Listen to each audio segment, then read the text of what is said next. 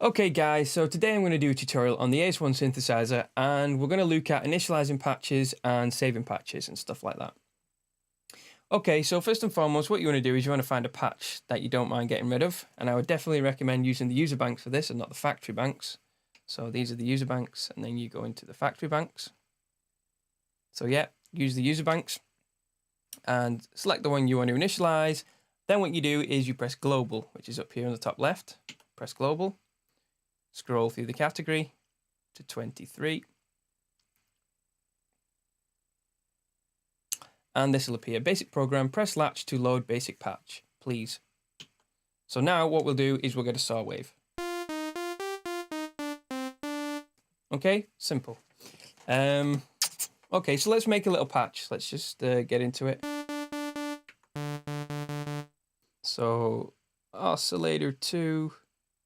Let's turn oscillator 2 up, give it some volume. Bit of detune.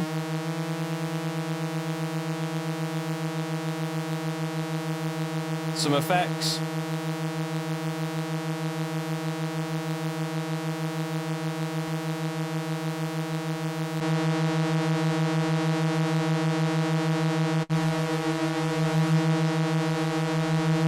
Okay, so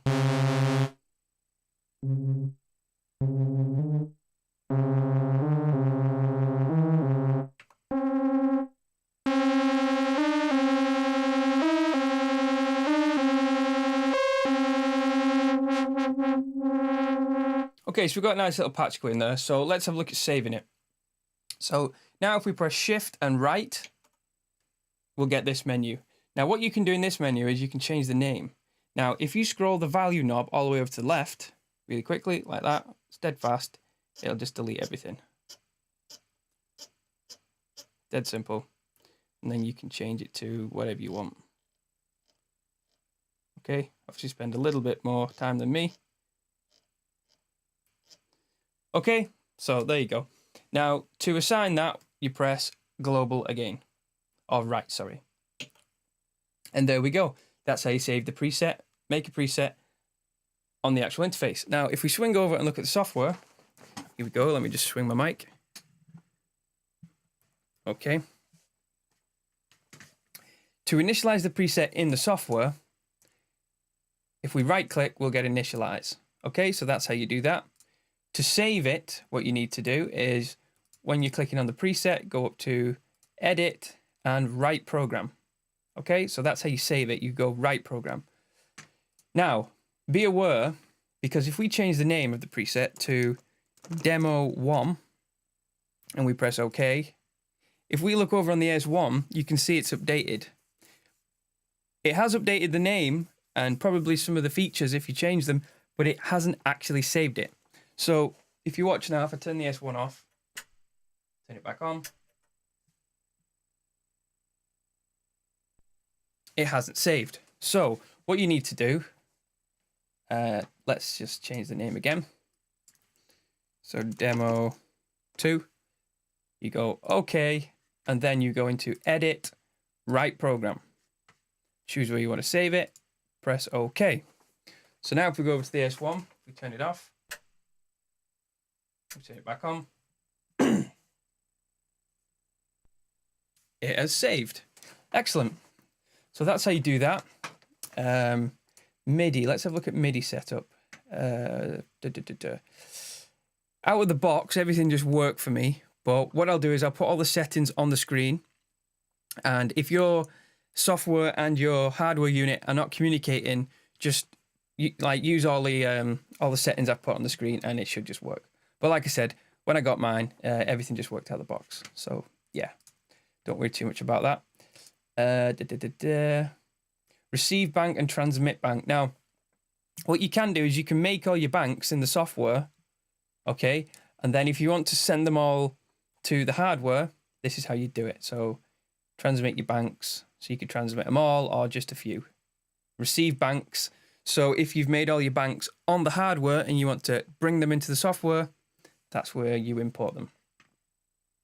Moving over, we have paste and copy. So we can kind of copy that and paste it over there if we want. Pretty cool. Yeah, nothing else in there to tell you really.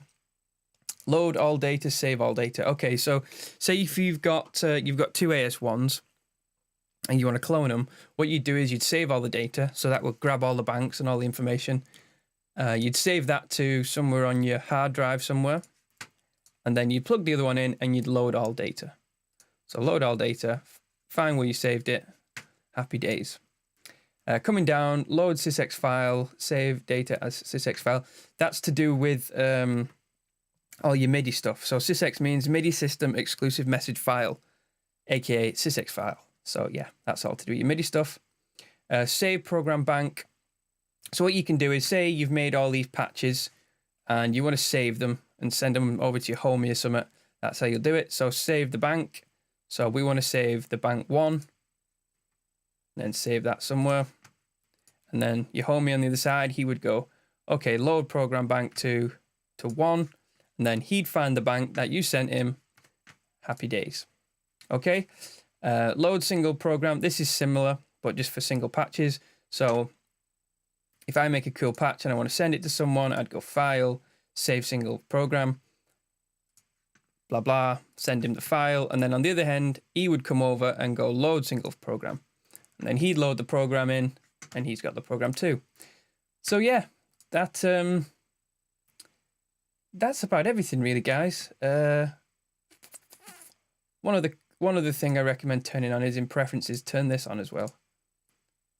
Vertical and horizontals. So that's like when you're making your patches, you can kind of click in the middle of the knob and scroll up and down and left and right. That's just a little thing I recommend doing. So yeah, I hope that was useful to some of you. If anyone's got any questions, just fire them over to me. Thanks for watching, and if I don't see you through the week, I will see you through the window. Goodbye.